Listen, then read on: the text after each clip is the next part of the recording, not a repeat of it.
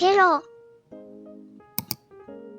Hello friends, my name is Elisa. I am a digital painter and writer, and I just published a short story zine called Persimmon Prices.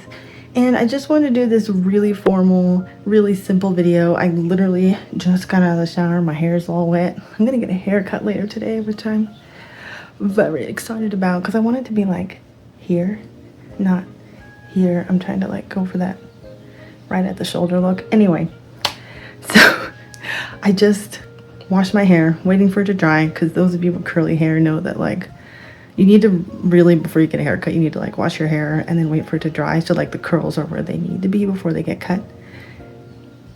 Off topic, way off topic. Anywho, so doing this really informal, simple video because I wanted to do a zine reading. I've seen people do that and I think it's super cool. And I wanted to take a shot at it, so here we go. Here's my very messy desk space. I just made 20 of these cute little new zines for April yesterday, and then I just made 20 of these new short story zines, and I packaged them up. One thing that kind of annoys me about this is the packaging is like folded over, but I have a bunch of 5x7 sleeves from when I wanted to do another type of project. I think I ordered like 100 of them, so I'm like, oh, I don't want to waste them. So I'm trying to go through these before I get proper A2 sized sleeves. But anywho, I packaged them all up, and I'm super duper excited to take them to the market this Friday. But before then, I thought it might be super cool to do a reading, just to give you guys a sneak peek of the zine and just to tell you a little bit more about it and why I made it. I wrote this when I was maybe 4 months pregnant, I think. I was having a lot of issues. My pregnancy, my delivery, my breastfeeding experience, it was not easy. I sadly had a very hard time basically throughout the entire process. I had a lot of help from family, loved ones, friends, and healthcare professionals, and I'm so thankful for that. And so I kind of wanted to express my feelings in a good and positive way, and it came out in Misa's story here. Misa's story is lighthearted and nice. She still is a bit uncomfortable when it comes to her like experience, but she's overall like happy to be a mother and excited, and obviously loves her baby very much. I do too, by the way. I love my baby very much, but I don't know. I just want to put good things out into the world despite my own experiences. And in some ways, like the things that Misa is going through and some of the things that she's thinking about are things that I feel like aren't quite talked about as much after pregnancy. Like, for some reason, I feel like nobody ever told me about all of the aches and pains afterwards. Like, you hear about all the aches and pains before delivery, like during pregnancy, but you never hear about anything about how it messes up your body after. I mean, I guess you kind of do, but I don't know. I feel like I didn't really. So I put some of that in there, and I put some of the like other little tidbits. Either way, I think I might read maybe the first 2 pages, maybe first 3. We'll see. I don't want to like spoil the whole zine, but yeah, let's read Persimmon Prices real quick. I did lose my tripod, so sadly we're just gonna have to deal with me holding the phone. So I'm gonna try and read this while holding the phone. But yeah, I had a lot of fun illustrating this picture. I think this is my favorite picture in the zine. It's just so cute. There's something about boxes of fruit and like that has like signage and a barcode sticker on it. I don't know, it just gets me. It's so cute. Okay, let's start. Misa grunted as she squatted down to unlock the garage door, aware of her baby's head bouncing lightly against her chest. With a guttural sound and a pop in her knees, she flung up the door. Golden morning light and fog streamed inside, making sparkling swirls.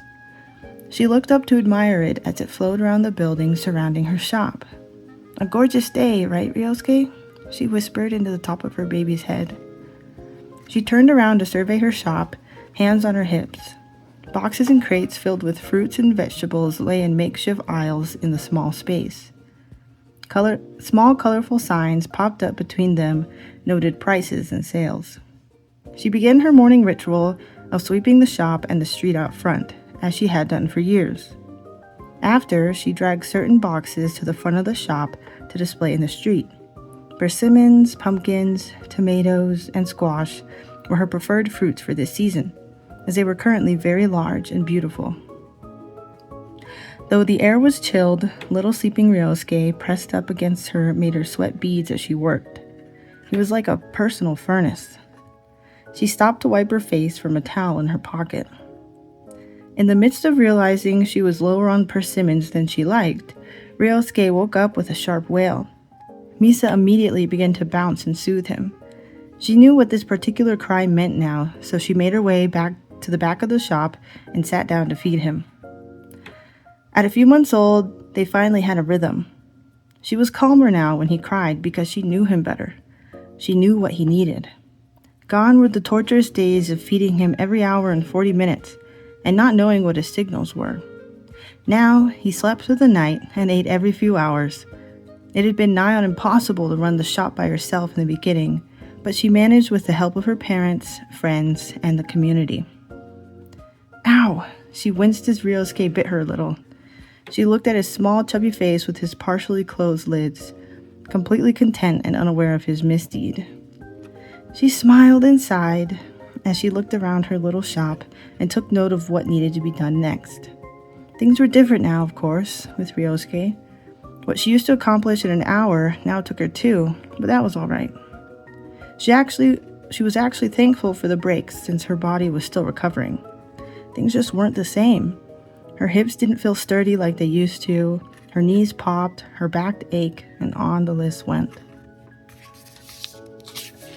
Okay, I think we're going to stop there, because again, I don't want to spoil the zine, and zines are so short. I don't want to, read the rest of the story, but we do have 2 other characters pop up in the story, one of which I do plan to maybe write into my next story, which I'm super excited about.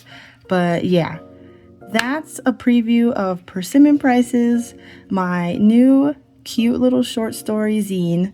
I do have these available now on the Etsy shop, and if you'd like to make things a little bit easier on yourself and just get mail every month, well, I guess not easier, but more fun, and get mail every single month, you can subscribe on Patreon. These art mail zines are in the $12 tier, and they also come with a postcard and the news zine for the month, so that's super exciting. If you'd like this and May's new zine, sign up before April. Okay, thank you so much for watching, guys. Until next time. Mata ne.